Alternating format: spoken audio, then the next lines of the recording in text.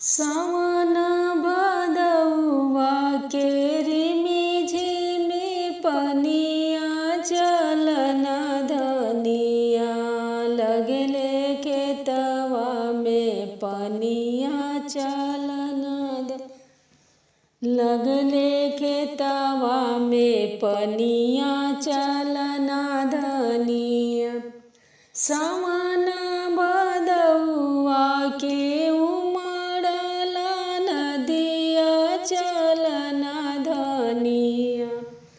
करे धन के रोपनिया चलन धनिया करे धन के रोपनिया चलन धनिया रिमिकी झिमिकी अब परसेला पनिया चलन धनिया।